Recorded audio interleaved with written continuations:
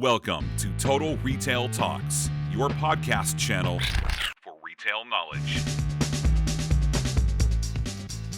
Hello, and welcome to this episode of Total Retail Talks. I'm Joe Keenan, the editor-in-chief of Total Retail. I'm joined on today's episode by Bill Barton, the president and CEO of Bob's Discount Furniture. And Bill and I are going to talk a little bit about the growth of the Bob's Discount Furniture business, as well as leadership strategy and the culture that has been built at Bob's that has helped to propel that growth. So thanks for joining me today, Bill. Glad to be here, Joe. Thank you for inviting me. So as I noted, president and CEO of Bob's, you took that role about 2.5 years ago. So tell us a little bit about what excited you about the opportunity to be the leader of that organization. Sure. Great question, and thank you. Let me start off by saying that I'm even more excited today than the day I took the job. What attracted me to this opportunity was pretty clear. Bob's has a 3+ decade track record of success in the retail, especially in the furniture retail category. It's a large category, to be sure, and they have a winning success model. So as you get to know Bob's as a consumer or working here, what you learn is that there's 3 legs to our value proposition, right? Quality, stylish furniture at everyday low prices, available now or when you want it. And that has worked in good times and bad for Bob. It's been an amazing run, and I'm honored to be the next leader of this great company. So you noted it's been a great run. So Bob's been in growth mode, as we alluded to earlier, and one of the areas that it continues to grow is its physical store footprint. So talk a little bit about some of the factors that you attribute to the company's success. You just talked about kind of the 3 stools of the growth model. Tell us a little bit about the factors that have led to this growth. Yeah, sure. Well, first off, Joe, the company took a lot of time in the early years, early decade actually, really refining the model and understanding our customer and what resonated with them. As the company began to grow throughout the regions, we're now coast to coast, that same model was replicated. So this is a brand and a company that has clear sense of its identity, what resonates with customers, even though there are regional differences, right? So as we entered California, there are different styles of furniture that resonate more rather than less, et cetera. But the success model has been able to be replicated time and time again. And the company is focused when we open stores, whether it's an existing region or a new one. And by the way, we opened 14 last year. We did 2 relocations, and that's pretty much on trend for us. We see lots more white space. But again, getting to the point I was making, what's really important to Bob's is that we open a store correctly, meaning that the people that are hired are trained as to our values and our model. We also love to seed new stores with experience from other stores so they can bring that culture and that experience to our customers. So it's been an operating model that's worked really well. With the 1 store we've opened thus far here in 2023, we're up to 165 stores. We see a lot of growth runway ahead of us. While we don't give hard numbers as look forward projections, we feel very strongly that the company has years and years of growth runway ahead of it. So Bill, you talked about that success model, and I'm interested in your perspective, given some of the uncertainty that we're seeing in today's economic environment, consumer confidence being lower than it's been in close to a year, how you position Bob's to succeed and win in this current environment? Yeah, it's a great question, Joe. Look, there's no doubt that the macroeconomic environment has gotten worse in the last 4, 5, 6, 9 months. Here's the good news about Bob's. Our success model works well in good times and challenging times.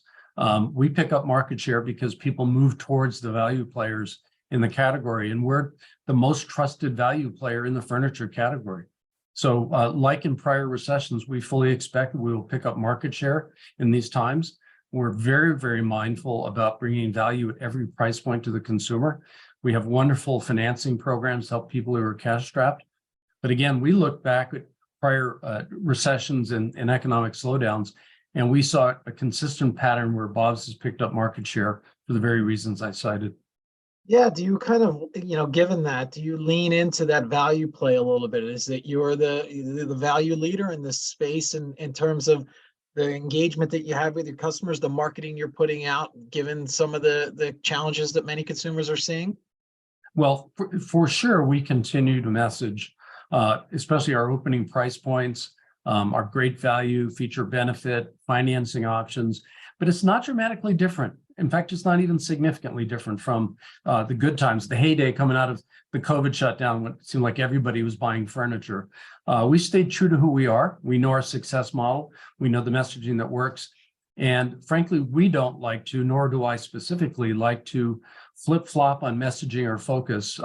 We kind of stay true to our knitting, get the message out there. But the good news is our messaging in all times reflects the value we bring to the consumer.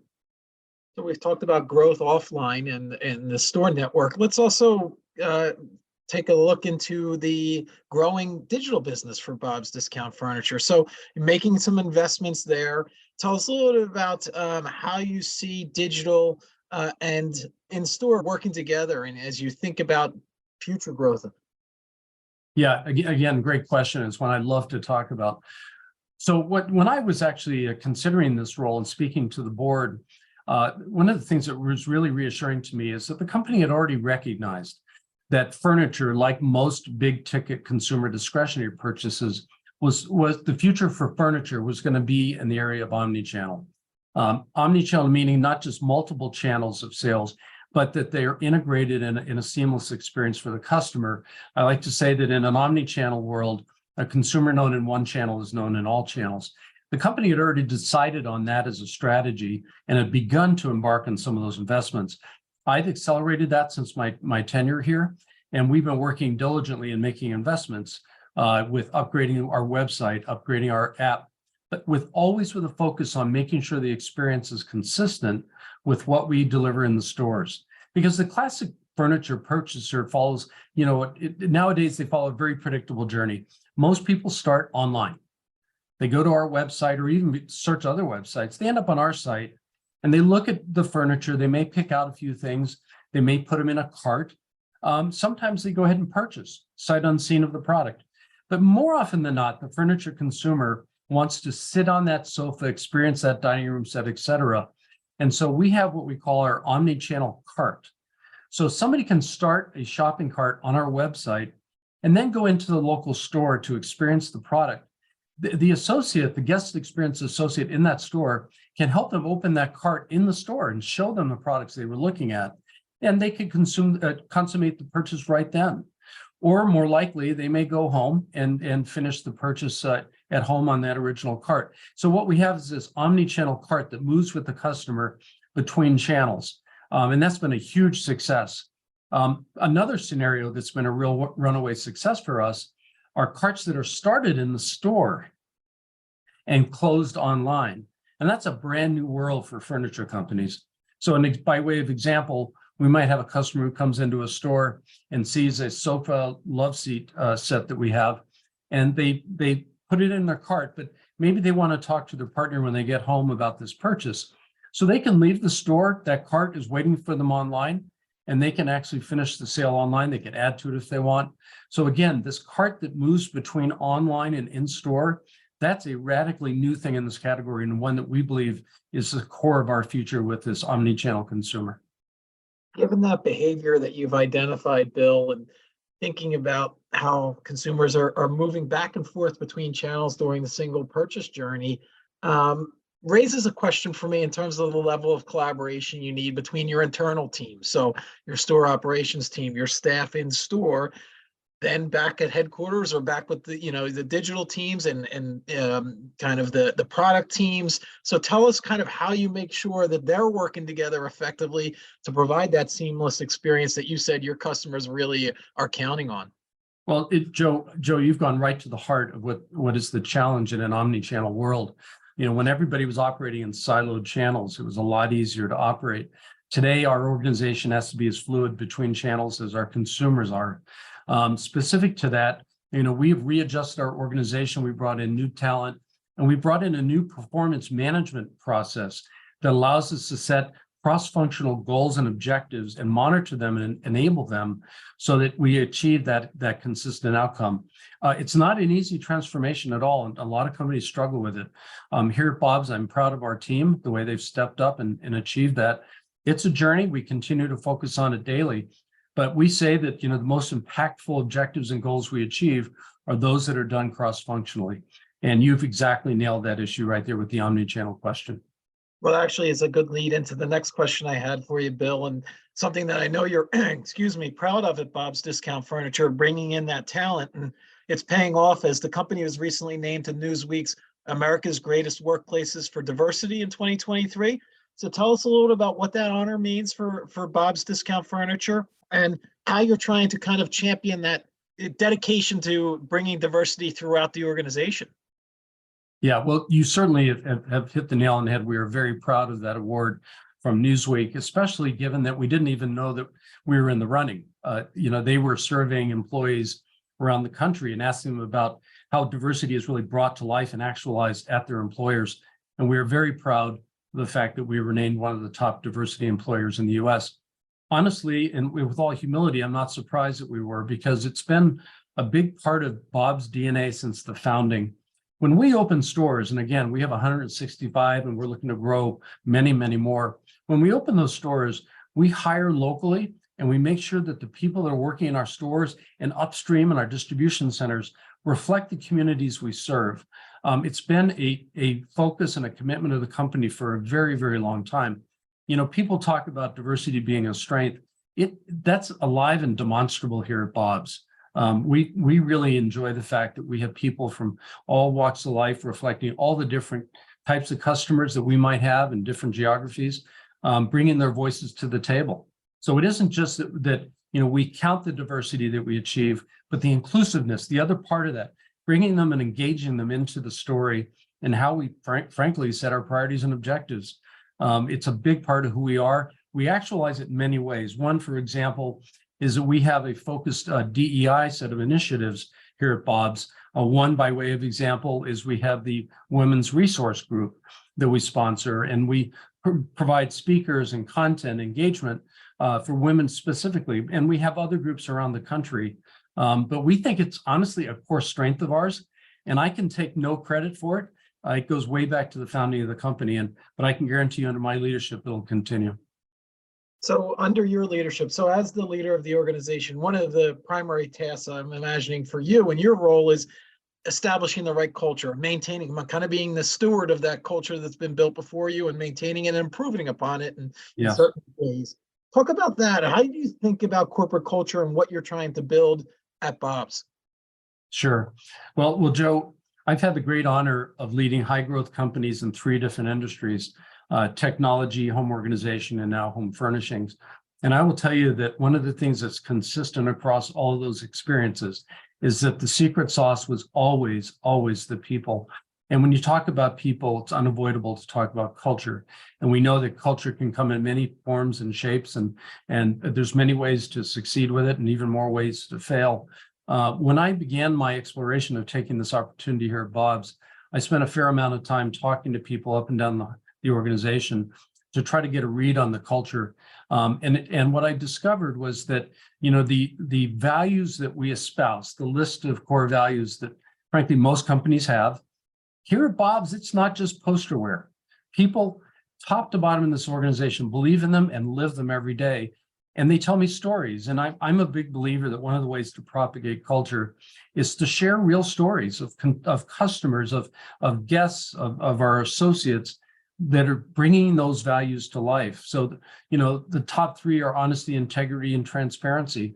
I go to our stores, and one of the things they really love about the interaction with the customers is that this idea of transparency and honesty and integrity comes to life because we're an everyday low price company. We don't mark up to mark down. We don't play those games. You don't ever have to time a purchase with Bob's. You know that every day that you walk in our store, you're going to get the very best price available. And so our associates and team members see that we live those values throughout the organization. And the role that I play, as you so noted, as the keeper of that culture, is first and foremost, I have to demonstrate those values in the way I carry myself and I speak and act every single day. And thankfully, I align with all those values. One of our values is fun. So we might make sure that along the way that we have fun, because that spirit transmits to our guests as well. But if I bring anything to this organization besides maintaining and exemplifying the culture, in addition, there's 2 other things that I've asked us to focus on: being a learning organization and focusing on becoming a performance culture. So the learning organization side, for example, we believe that any company worth their salt would look back over the last 3 years of disruption and say, what did we learn? What did we learn over those 3 years that we can improve and take forward? And we've done that repeatedly, and it's a discipline here. We were presented with lots of challenges that frankly were inconceivable before the COVID crisis. And the company, I think, faced them admirably. We did exceedingly well. I believe that we outperformed the category, but we want to harvest learnings from every situation. The other part of the culture I'm advancing, and I spoke to this earlier, was a performance culture, which gets to this idea of clarity and engagement and setting goals. The system that we use for goal setting, we use an online system, and the goals are visible from my level out through the entire organization, up and down the chain. So anybody in the company can log in and see the goals of their manager and their manager, all the way up to what are my goals and how are we doing against them. So again, preserving the culture that we have, number one, engaging as a learning organization so we get better at it. It's a continuous process to improve. And third, the idea of being a performance culture, that we set goals, we hit goals, we learn from our mistakes, and we move forward. It's an exciting culture to be a part of, and it gives me great confidence, Joe, that we'll be able to attain our long-term goals. So I want to get back to that learning culture in a second, because I think you mentioned the last 3 years, the disruption that we've seen for every organization. And I want to talk about your kind of perception as a leader. But just to follow up real quickly on that kind of the goal setting. And as you think about that, does that drive a level of investment from your employees because they are able to see and they feel part of what you're building, and it's able to be trackable to your point? Oh, absolutely. And we hear about it all the time. In fact, we had an all hands company meeting just yesterday. I don't worry that the majority of the people in this company don't know what my goals are and how their activities and goals connect to those, right? It's important that they know how they help move the needle. Yeah. And we spend a lot of time communicating goals and objectives, how we're doing. We set stretch goals because we want to stretch ourselves. And then we learn from each. We reset them every 90 days. We're on a 90-day cadence of goal setting, review, reset, and go. And that cadence, I think, really lets us accelerate in a way that many other companies cannot. So getting back to the learning culture piece now, you mentioned the disruption that we've seen, obviously through the COVID pandemic. Has that, if at all, changed how you look at your role as a leader and how you think about managing people? Tell us a little about your leadership philosophy today, and has it really evolved over the last couple of years? Sure, Joe, it's a great question. And it's part of the learnings. And I said we're a learning organization. And not only do we look back as an entity, as an organization, but we look back individually and say, what did we learn and how did we do it? If you hearken back to 3 years ago, a little over 3 years ago, when the COVID pandemic required essentially our economy to shut down, nobody had a playbook for doing that, right? And so what you rely on is an organization of teams and individuals who are aligned with the right values, who have shared their goals, and with clarity of purpose, you can trust them to achieve things in such an unbelievable short period of time, but in a way that's consistent with our values. When we had to furlough employees in our stores, we kept paying healthcare because we knew that was going to be a major piece of importance, and nobody knew how long everything was going to be shut down. But we wanted to take that worry off the plate for our folks. So I would say, as for my own personal growth and learning, it reinforced the idea that you can't prepare specifically for a crisis, those black swan events, as they call them. What you can do is prepare an organization to weather difficult seas, because everybody understands the value system, the goals and objectives. They're the right skilled people in the right seats. They know how to work cross-functionally as well as within their team. And then when the tough times hit, you can rely on them to do the right thing. So my final question for you, Bill, is we've talked a lot about the growth that you've seen at Bob's Discount Furniture and the company headed in the right direction. But from your experience, that doesn't allow you then to just rest on your laurels, standing still. There's so much competition in the marketplace. You need to continue to be learning, evolving, thinking what's coming next. With that in mind, can you tell us a little bit about where you're focusing, where you think the growth opportunities are that you're most excited about going forward for Bob's Discount Furniture? Sure, sure. Well, one thing I haven't mentioned yet, this is a good preamble to answering your question. We say that we at Bob's believe that everyone deserves a home they love. And we mean that regardless of income level, people deserve a home they love. And so the role we play in that is we say that we help people turn the place they live into the home they love by delivering value without compromise. And if you take that value without compromise phrase out of it for a second and look at it, that's a heck of a commitment, right? That we're going to deliver value no matter what, no matter the economic condition, no matter whether costs are going up or down, that we want people to know when they walk into a Bob's Discount Furniture store, if they visit us online, they know that we have a purpose behind us, that we're going to get you the best values no matter what. So as we turn our eyes to the future, there's so many more people that we can serve here in the US and maybe abroad someday, but we know that every community and people of every economic strata appreciate value, and we're excited to bring that value to them in frankly, the third most expensive purchase people make right after their home and their automobile, it's furniture. And we want people to know that the value we bring is real, it's sustainable, and they can trust us to bring value every single day. And we down to our DNA believe that every community in the US would benefit from such a thing as Bob's Discount Furniture. Well, I think that's a great way to wrap it up. It really sets the stage for where Bob's is charting its course of future growth. And I want to take the opportunity to thank Bill Barton, again, the president and CEO of Bob's Discount Furniture, for joining us on this episode of Total Retail Talks. Thanks, Bill. I've really enjoyed the conversation. Same here, Joe. Thank you for inviting me. Thanks for listening. For more information on this podcast, please check out our podcast channel page at mytotalretail.com/podcasts for show notes. Total Retail Talks is available on Apple Podcasts, Google Podcasts, Stitcher, and Spotify. Make sure to subscribe on our podcast channel page as well. If you've enjoyed this episode, please take a few moments to rate and review this podcast. Thanks, and until next time, this has been Total Retail Talks.